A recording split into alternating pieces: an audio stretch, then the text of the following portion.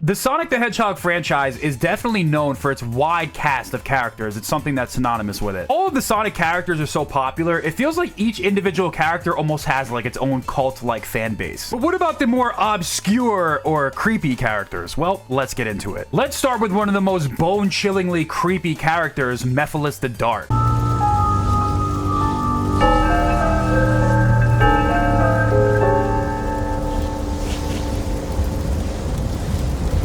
Ever since he's first introduced, he has this weird reptilian eyes that gaze right through you, but also he looks like Shadow the Hedgehog without a mouth. He's extremely creepy, his voice is very deep. What's the deal with this guy? The craziest thing about him is Mephiles is the only character ever in the history of the Sonic franchise to actually kill Sonic the Hedgehog. He is the definition of evil personified, more evil than even Dr. Eggman himself. So who exactly is Mephiles? Well, he is the evil, cunning mind of the sun god Solaris, who is half made up of Iblis, who is his raw power, then Mephiles, who is the evil mind. Together, they make up Solaris. I'd say the intent behind this character is definitely to be creepy, because every time he's introduced in a cutscene, you have this bone-chillingly creepy music that is associated with Mephiles. In addition to that, he has this very slow and calculated movement that almost gives off the impression that he's like possessed or something like that.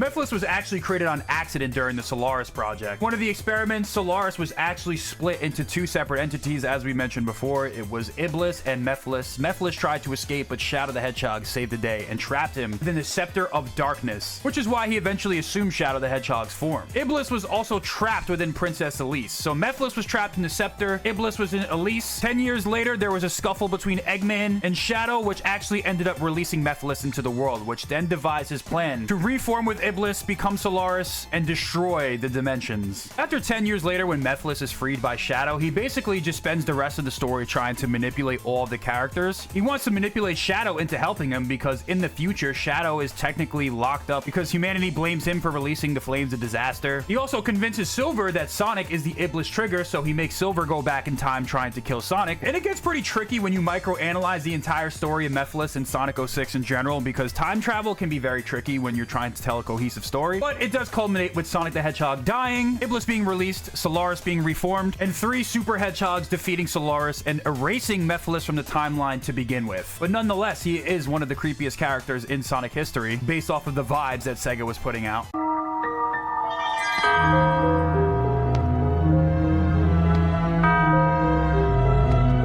What? Did you forget me?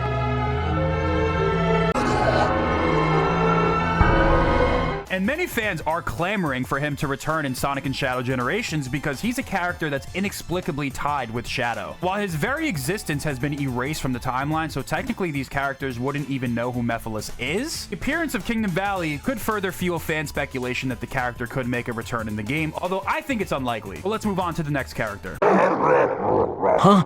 Who's there? What the... A ghost?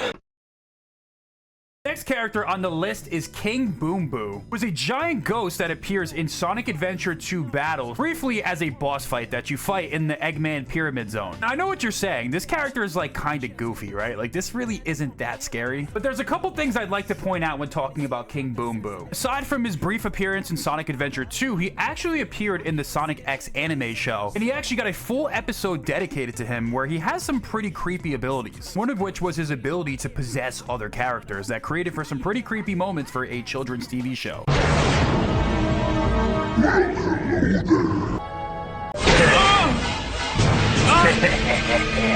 Stop interfering with my plans or you'll never leave this castle! So yeah, the ability for King Boom Boo to possess other characters, in my opinion, is definitely pretty creepy, but there were also some terrifying gameplay elements that he had in Sonic Adventure 2, at least for me as a kid. So one of the scariest things that he can do in this game is speed up and kind of like jump scare you. This always got me as a kid, and if you run around the map fast enough, like faster than he can keep up with, he also jump scares you. But yeah, King Boom Boo never really appeared again. I mean, he had a cameo in Team Sonic Racing racing, where I gotta say his design looks even creepier, actually. And he also had a special Halloween event in the Sonic Runners game. But King Boom Boo will forever go down as a legend and one of the creepier Sonic characters. But let's move on to the next one.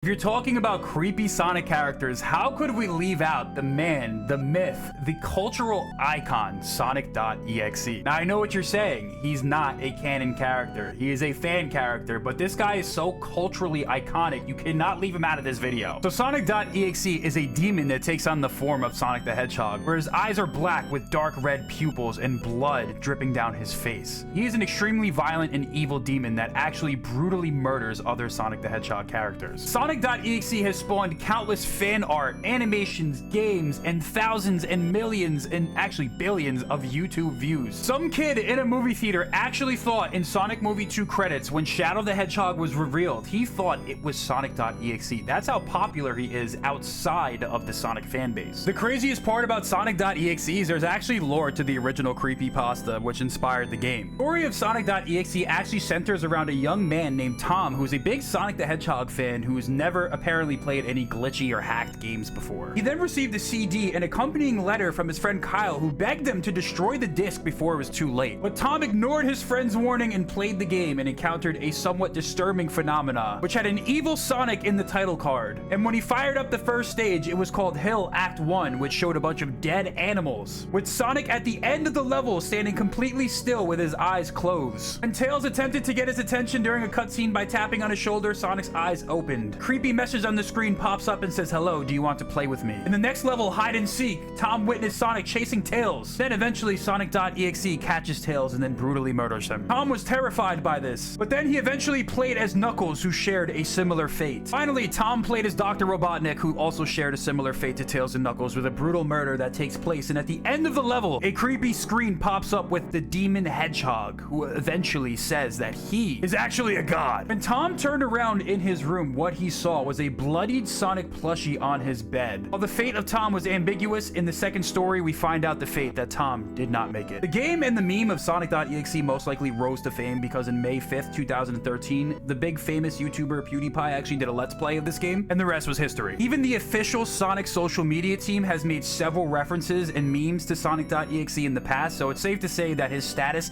as a cultural icon has been cemented. A creepy version of Sonic the Hedgehog that actually murders other characters and has gotten official references before definitely makes him worthy of being on this list. Let's move on to the next character.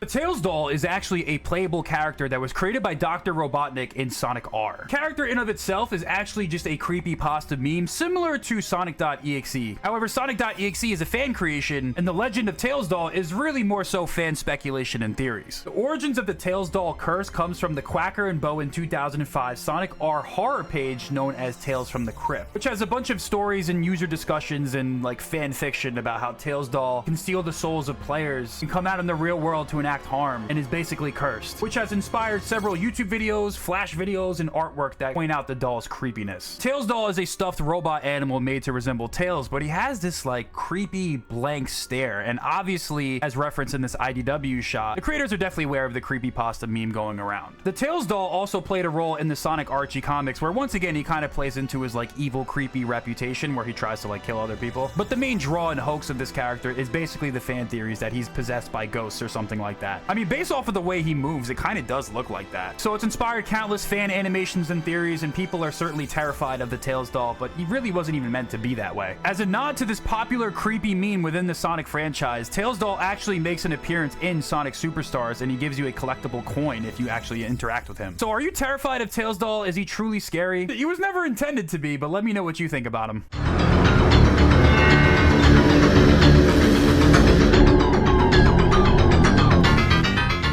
Majin Sonic is another one of those meme creepypasta characters that at this point in time, similar to Sonic.exe, people think that Majin Sonic is actually a Friday Night Funkin' character, but believe it or not, he originates in the Sonic franchise. So when you're playing Sonic CD in the main menu, if you go into the sound test, you can actually access the Majin Sonic Easter egg. And I gotta say, it's pretty creepy.